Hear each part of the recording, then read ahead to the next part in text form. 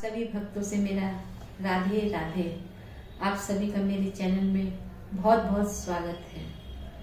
आइए मैं अपने गुरु के द्वारा सुनाया हुआ एक भजन में आप लोगों को आज सुना रही हूँ, तो आप लोग भी इस भजन को सुनिए और उसका आनंद लीजिए। गुरु हमारे बताते हैं कि हमने अपने को इस माया रूपी समुद्र में आकर के अपने को भूल बैठे हैं।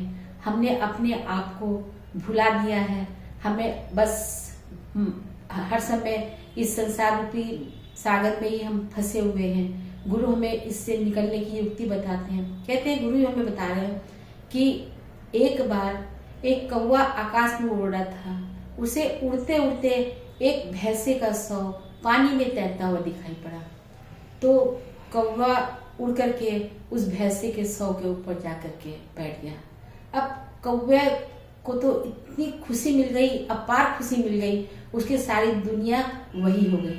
अब कौवे को न आगे दिखाई पड़े न पीछे दिखाई पड़े। कौवा उस शव के ऊपर बैठा और जब उसे भूख लगे तो कौवे का होता ही कि सिद्धांत कि वो कौवा भैंस का मांस नोच करके खा लेता और पानी पी लेता। अब कौवे के दिन तो बड़े आराम से बीतने लग गए और उसको तो बस खाली अब जीवन ही उसका बस ये हो गया कि हमें तो वो जब उसको भूख लगे तो उसका भैंस का मांस नोच ले और फिर पानी पी ले और उसी भैंसे के शव पर बैठा रहता। और दिन प्रतिदिन उसका भैंसे का शव नदी में तैरते रहता और कौवा भी उसी के ऊपर बैठे रहता और जब उसको भूख लगती खाता रहता और पानी पीता रहता। इस तरह काफी दिन व्यतीत हो गए। एक दिन वो भैंसे का शव समुद्र में बहते बहते समुद्र में चला गया। अब कौवा भी उसी के ऊपर बैठा और वो उसकी वही दिनचर्या कि वो अपने जब भूख लगे तो भैंस का मांस नोच के खा ले और पानी पी ले। अब उसे बड़ा एहसास हुआ कि अरे ये पानी तो बड़ा खारा है, समुद्र का पानी तो बड़ा खारा है। और खाते खाते भैंस का मांस नोचते नोचते भी भैंस का मांस भी काफी कम हो गया।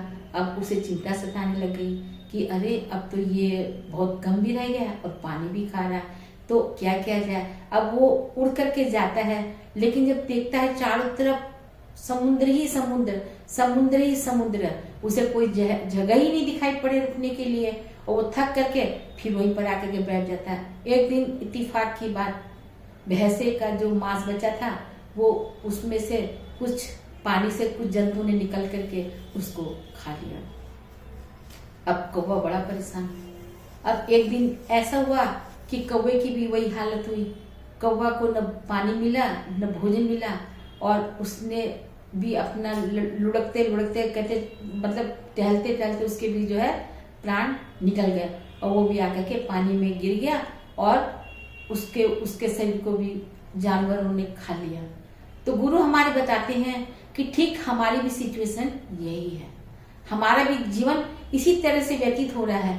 हम भी बस अपने सुख के लिए हम इधर से उधर भाग रहे हैं। जो हालत कौवे की हुई है तो एक दिन वो हालत हमारी भी होगी। तो इसीलिए गुरु हमें जीवन रूपी समुद्र से किस तरीके से धीरे धीरे ऊपर उठाते जा रहे हैं कि कहते हैं बिल्कुल धीरे धीरे गुरु जी युक्ति बताते जाते हैं और उसको गुरु की वाणी जीवन में बैठाते रहो तो हमें कौवे की हालत से कुछ बेटर होगा कि हमें कुछ प्रभु का नाम का सिमरन करते हुए और भगवान के भजन करते हुए और अपनी जिंदगी से अंत करना चाहिए। तो आइए मैं अपने गुरु की मुखवाणी से गाया हुआ एक भजन मैं आप लोगों को सुना रही हूँ। संसार के जीवों पर आसान किया करना, यहाँ कोई नहीं अपना, हरि ओम जपा करना, यहाँ कोई नहीं अपना, हरि ओम जपा करना।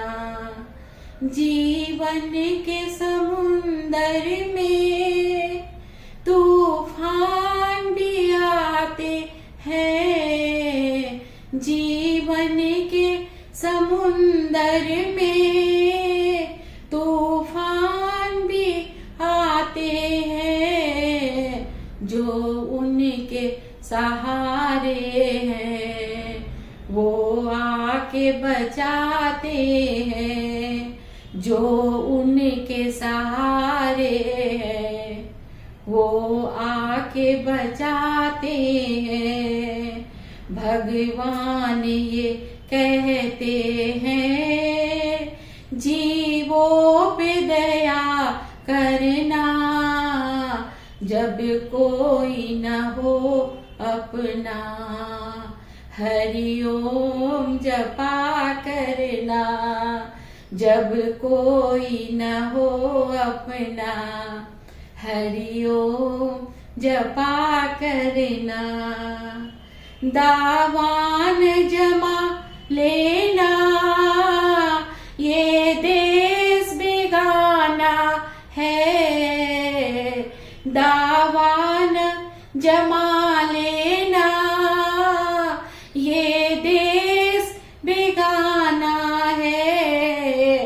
इस घर में तुझे प्राणी वापस नहीं आना है, इस घर में तुझे प्राणी वापस नहीं आना है। भगवान ये कहते हैं तुम याद किया करना, यहाँ कोई नहीं तेरा हरि ओम भजा करना। जीवन के समुंदर में तूफान भी आते हैं, जो उनके सहारे हैं वो आके बचाते हैं। प्राणी दुख से न डरो, तुझसे प्रभु दूर नहीं, प्राणी दुख से न रो, तुझसे प्रभु दूर नहीं। संतों का दुखी होना प्रभु को मंजूर नहीं, संतों का दुखी होना प्रभु को मंजूर नहीं। वो आप ही आएंगे, वो आप ही आएंगे। तुम याद किया करना, जब कोई न हो अपना हरि ओम जपा करना, जब कोई न हो अपना हरि ओम जपा करना।